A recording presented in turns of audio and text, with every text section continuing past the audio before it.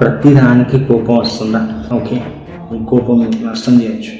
ఒక చిన్న విషయానికి కోపం రావడం, ఎవరైనా మాట వినకపోతే కోపం, ట్రాఫిక్లో ఎవరైనా డిస్టర్బ్ చేస్తే కోపం, ఇంట్లో ఎవరో ఒకరిని మాట వినకపోతే కోపం, ఆఫీస్లో పని నువ్వు అనుకున్నట్టు జరగకపోతే కోపం, ఫోన్లో రిప్లై లేట్ అయితే కూడా కోపం. అసలు నీకు కోపం ఎక్కువనా లేదంటే ఎక్స్పెక్టేషన్స్ ఎక్కువనా? ఏమంటారు? థింక్ అబౌట్ ఇట్, ఒకసారి ఆలోచించు. ఎందుకంటే ప్రతి సమస్య మన కంట్రోల్లో మేబీ ఉండకపోవచ్చు, కానీ ఆ సమస్యకు మనం ఎట్లా రియాక్ట్ అవుతున్నాం, ఎలా అవ్వాలి అనేది మాత్రం it's in our hands. So ఈ వీడియో చివరి వరకు చూడు, చాలా ఇన్ఫర్మేటివ్ వీడియో. మేబీ నీ కోపం కొంతైనా తగ్గొచ్చు. కోపం రావడం అసలు తప్పు కాదు. ఓకే, సో ముందుగా మనం ఒక విషయం అర్థం చేసుకున్నాం. కోపం రావడం ఎందుకు తప్పు కాదంటే, మనిషికి బేసిక్గా ఎమోషన్స్ ఉంటాయి. సో ఎవరైనా మనల్ని ఇన్సల్ట్ చేస్తే కోపం రావచ్చు. సో ఏదైనా అన్యాయం జరిగితే కూడా కోపం రావచ్చు. మనకి బాధ కలిగితే కూడా కోపం రావచ్చు. ఇట్స్ కామన్, ఇట్ ఈస్ సహజం. కానీ కోపం వచ్చిన ప్రతిసారి దాని ప్రకారం యాక్ట్ చేయడం చాలా ప్రమాదకరం. కోపం అనేది ఒక ఎమోషన్, కానీ ఆ ఎమోషన్తో మనం చేసే యాక్షన్ మాత్రం ఒక decision. You know, so you need to be handle it carefully. Okay, so కొన్నిసార్లు నీకు 10 సెకండ్ల కోపం 10 సంవత్సరాల నష్టాన్ని కూడా తీసుకురావచ్చు. ఒకసారి కోపంలో మాట్లాడిన మాట తిరిగి తీసుకోలేం. కోపంలో పంపిన మెసేజ్ తర్వాత డిలీట్ చేసినా కానీ అవతల వ్యక్తి చదివి ఉండొచ్చు, ఆల్రెడీ హర్ట్ అయి కూడా ఉండొచ్చు. కోపంలో తీసుకున్న ఒక డిసిషన్ ఈ బిజినెస్ని లాస్లోకి తీసుకెళ్ళచ్చు, రిలేషన్షిప్స్ని కూడా ప్రాబ్లమేటిక్ తీయచ్చు, దెబ్బతీసేయచ్చు, నీ జాబ్ని కూడా కోల్పోవచ్చు, మేబీ ఫ్రెండ్షిప్ని కూడా కోల్పోవచ్చు. అందుకే కోపంలో డిసిషన్స్ తీసుకో, కొంచెం వెయిట్ చేయి, think about it. Okay, think about it, take some time and you can talk later. ఇమీడియట్గా రెస్పాండ్ కావాల్సిన అవసరం లేదు. You need to wait some time and take some time to react. చాలాసార్లు కోపం వెనుక ఇంకేదో ఉంటుంది.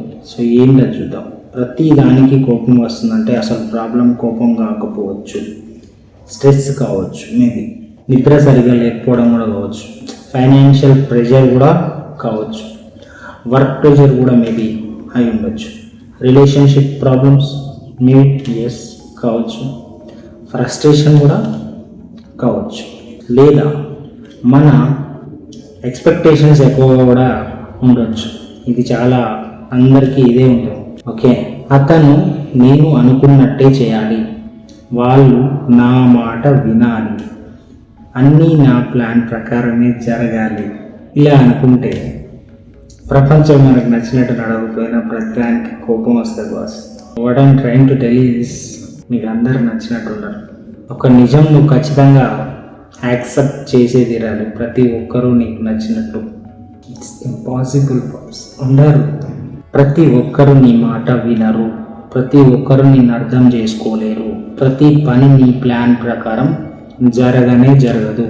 ట్రాఫిక్లో ఎవ్వరూ తప్పు చేయొచ్చు, ఆఫీస్లో ఎవరో మిస్టేక్ చేయొచ్చు, ఇంట్లో ఎవరో నీ ఒపీనియన్ని డిసగ్రీ చేయొచ్చు. అప్పుడు ప్రతిసారి కోపం తెచ్చుకుంటే నీ పీస్ని ఇతరుల చేతిలో పెట్టినట్టే నీ ప్రశాంతతని వేరే వాళ్ళ చేతిలో పెడుతున్నావు. You know who is the strongest person. Strong person అంటే ఎప్పుడూ కోపం రాని వ్యక్తి కాదు. కోపం వచ్చినప్పుడు తనను తాను కంట్రోల్ చేసుకునే వ్యక్తి. ఎవరైనా ప్రొవోక్ చేస్తే వెంటనే రియాక్ట్ అవ్వకుండా నేను ఇప్పుడు ఎందుకు కోపంగా ఉన్నాను అని తనను తాను అడుక్కునేవాడు. కొన్ని సెకండ్స్ ఆగుతాడు, అవసరమైతే అక్కడి నుంచి వెళ్ళిపోతాడు, తర్వాత మాట్లాడతాడు. So that is what the maturity is. నీ కోసం ఎవరిని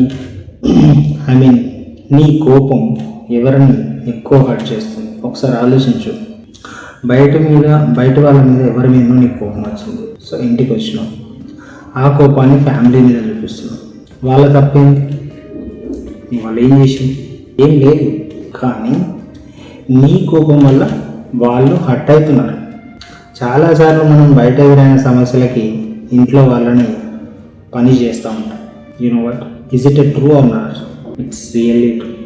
అది న్యాయం కాదు. నీ ప్రాబ్లమ్ని తప్పు వ్యక్తిపై వేయద్దు.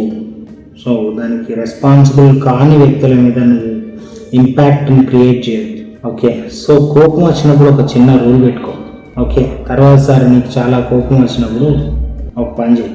సో 1 నిమిషం ఆగు. సో వెంటనే రియాక్ట్ అవ్వకు. సో దీంట్లో మనం స్టాప్ అనే ఫార్ములా STOP ఫాలో కావాలి.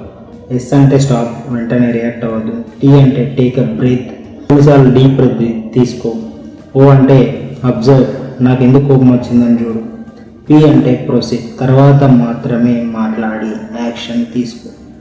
ఒక చిన్న గ్యాప్ నీ జీవితంలో చాలా పెద్ద మిస్టేక్ని ఆపగలదు. It will control. So business and కెరియర్లో కోపం, దీని గురించి మాట్లాడాలి. బిజినెస్లో కస్టమర్తో కోపంగా మాట్లాడితే కస్టమర్ వెళ్ళిపోవచ్చు. ఎంప్లాయీతో ప్రతి చిన్న విషయానికి అరిస్తే టీంతో నీ పని చేయడం ఇబ్బంది అవుతుంది. పార్ట్నర్తో కోపంగా మాట్లాడితే ఒక మంచి రిలేషన్షిప్ పోవచ్చు. కెరియర్లో కూడా స్కిల్ కంటే యాటిట్యూడ్ కొన్నిసార్లు ఎక్కువ ప్రభావం చూపిస్తుంది. అందుకే లీడర్షిప్ అంటే అందరి మీద అర్సుడు కాదు, ప్రెజర్లో కూడా కామ్గా డెసిషన్ తీసుకోవడమే ఈజ్ లీడర్షిప్. ఓకే, సో నువ్వు ఒక చిన్న విషయాన్ని గుర్తుపెట్టుకోవాలి. ఏంటంటే నీ కోపాన్ని కంట్రోల్ చేయకపోతే నీ కోపమే నీ డెసిషన్స్ని కంట్రోల్ చేస్తుంది. Simple as that. నీ డెసిషన్స్ని, నీ రిలేషన్షిప్ని కంట్రోల్ చేస్తాయి. ఓకే, సో నీ రిలేషన్షిప్స్ నీ జీవితాన్ని ప్రభావితం చేస్తాయి. అంటే సో ఇప్పుడు ఏమంటావు అంటే ఒక చిన్న అన్కంట్రోల్డ్ ఎమోషన్ నీ మొత్తం జీవితంపై ఇంపాక్ట్ చూపించవచ్చు. అర్థమైందా? సో కోపం అనేది it is not necessary, it is not required to show, it is not damage other peoples. కాబట్టి కోపం రావద్దని నేను చెప్పట్లేదు. కోపం వచ్చినప్పుడు నీ మీద నీకు కంట్రోల్ ఉండాలి. ప్రతి విషయం మీద రియాక్ట్ కావాల్సిన అవసరం నీకు లేదు. ప్రతి మాటకు నువ్వు ఆన్సర్ ఇవ్వాల్సిన అవసరం అంతకంటే లేదు. ప్రతి ఆర్గ్యుమెంట్ని నువ్వు గెలవాల్సిన అవసరం అస్సలు లేదు. You are not required to win, you are not here to win. కొన్నిసార్లు సైలెంట్గా ఉండడం కూడా చాలా మంచి స్ట్రెంత్. ఎందుకంటే ప్రతి ఫైట్ గెలవడం గొప్ప కాదు, నీ కోపాన్ని గెలవడం గొప్ప. ఈ రోజు నుంచి ఎవరైనా నీకు కోపం తెప్పించినప్పుడు ఏం చేస్తావు చెప్పు, కింద కామెంట్లో పెట్టు. సో నేనేం చెప్తానంటే వెంటనే ఆన్సర్ ఇవ్వకు. ఒకసారి వెయిట్ చేయి, ఒకసారి ఊపిరి నేర్చు, ఒకసారి ఆలోచించు. ఈ విషయం 5 సంవత్సరాల తర్వాత కూడా ఇంత ముఖ్యమైన చాలాసార్లు ఆన్సర్ కాదు.